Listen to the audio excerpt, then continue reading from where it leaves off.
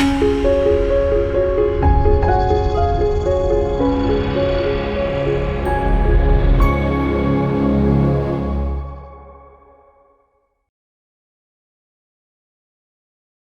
మాత్రం. నేను మీ journalist Navata. Welcome to R voice.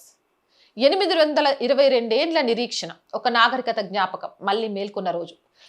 1204 Nadia, నేటి పశ్చిమ బెంగాల్లోని నవద్వీప్ ప్రాంతం.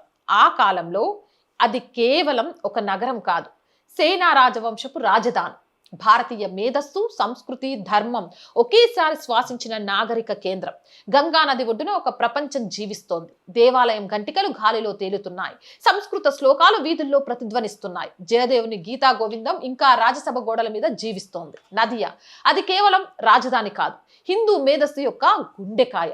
ఆ ప్రపంచానికి కాపలాగా నిలిచాడు లక్ష్మణసేన, 80 ఏళ్ల వృద్ధుడు. కానీ ఆయన కేవలం వృద్ధుడు కాదు, చరిత్ర తన భుజాల మీద మోపిన చివరి కాపలాదారు. గాయపడిన ఇంకా గర్జించిన మానని ఒక వృద్ధ సింహం. ఆ మధ్యాహ్నం నదియా అసాధారణంగా ప్రశాంతంగా ఉంది. తుఫాను రాకముందు ఆకాశం ఎలా నిశ్శబ్దంగా ఉంటుందో అలా. రాజభవనంలో లక్ష్మణసేన భోజనానికి కూర్చున్న సమయం. అప్పుడు దూరంగా గుర్రాల గిట్టల శబ్దం వినిపించింది. కొంతమంది అశ్వికులు నగర ద్వారాల దగ్గరకు వచ్చి మేము గుర్రపు వ్యాపారులం అన్నారు. నదియా తలుపులు తెరుచుకున్నాయి. శత్రుల కోసం కాదు, అతిథిని దైవంగా నమ్మిన ఒక నాగరికత అమాయకత్వం కోసం. ఆ తర్వాత జరిగింది కేవలం ఒక దాడి కాదు, ఒక నాగరికత గుండెలోకి దూసుకొచ్చిన పిడుగు. చరిత్ర కథనాల ప్రకారం మహమ్మద్ బక్తియార్ ఖిల్జీ దళం ఆ నగరాన్ని చీల్చుకుంటూ లోపలికి వచ్చింది. ఆ రోజు కూలిపోయింది కేవలం ఒక రాజభవనం కాదు, శతాబ్దాల భద్రతాభావం. ఖిల్జీ గెలిచింది యుద్ధంలో కాదు, వంచనలో. వారు చంపింది మనుషులను మాత్రమే కాదు, మన ప్రపంచం శాశ్వతమనే నమ్మకాన్ని. ఆ రోజు తర్వాత బెంగాల్ గాలి మారిపోయింది. కానీ ఇక్కడే చరిత్రను సగం చదివిన వాళ్ళు ఆగిపోతారు. లక్ష్మణసేన పారిపోయాడు అంటారు. లేదు, అది నిజం కాదు. అది అంత సులభమైన కథ కానే కాదు. 80 ఏళ్ల వృద్ధుడు తన కళ్ళ ముందే తాను కాపాడిన ప్రపంచం చీలిపోతుంటే ఆయన భయంతో వెనక్కి వెళ్ళలేదు. ఆయన జ్ఞాపకాన్ని కాపాడడానికి వెనక్కి వెళ్ళాడు. ఎందుకంటే రాజు చనిపోతే రాజ్యం చనిపోతుంది, కానీ రాజు బతికుంటే ఒక నాగరికత మళ్ళీ లేచే అవకాశం బతికుంటుంది. తూర్పు బెంగాల్లోని విక్రమపూర్. అక్కడ ఇంకా సేనా వంశపు అగ్ని పూర్తిగా ఆరిపోలేదు.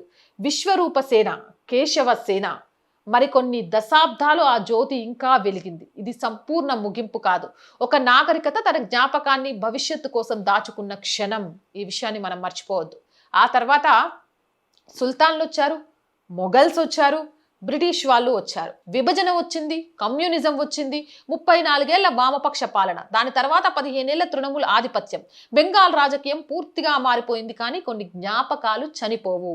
అవి కథల్లో ఉంటాయి, దేవాలయాల్లో ఉంటాయి, జానపద గీతల్లో ఉంటాయి. మట్టిలో కలిసిపోయినట్టు కనిపించినా ఒకరోజు మళ్ళీ మేల్కొంటాయి. అందుకే 2026లో బెంగాల్ రాజకీయ పటమే తలకిందులైంది. బెంగాల్ రాజకీయాల్లో అంచుల్లో ఉన్న బీజేపీ 2016లో 3 సీట్లు, 2021లో 77, 2026లో 200+ సీట్లు, 49 ఏళ్ల రాజకీయ కోట ఒక్కసారిగా కూలిపోయింది. చాలా మందికి ఇది కేవలం ప్రభుత్వ మార్పులా అనిపించలేదు.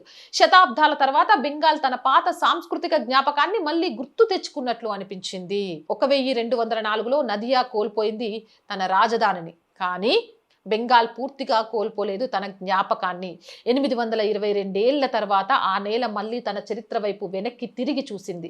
మీరు కట్టడాలను కూల్చగలరు, రాజ్యాలను మార్చగలరు, చరిత్ర పుస్తకాలను తిరగరాయగలరు, కానీ గుర్తు పెట్టుకోవాల్సింది ఏంటంటే ఒక జాతి జ్ఞాపకాన్ని శాశ్వతంగా చంపలేరు. ఎందుకంటే కొన్ని అగ్నులు ఆరిపోవు, అవి కేవలం సమయం వచ్చే వరకు నివురు కింద వేచి చూస్తాయి, అంతే. జై హింద్, జై భారత్. అండ్ రోజు చెప్తుందేనండి, ఈ వీడియో కనుక నచ్చినట్లయితే లైక్ చేయండి, షేర్ చేయండి, మీ అభిప్రాయం ఏదైనా కామెంట్ చేయండి. అలాగే మన ఆర్ గ్రూప్ ఆఫ్ ఛానల్స్ మూడింటిని, R voice, R political, R Samskriti, మూడింటిని కూడా సబ్స్క్రైబ్ చేయండి.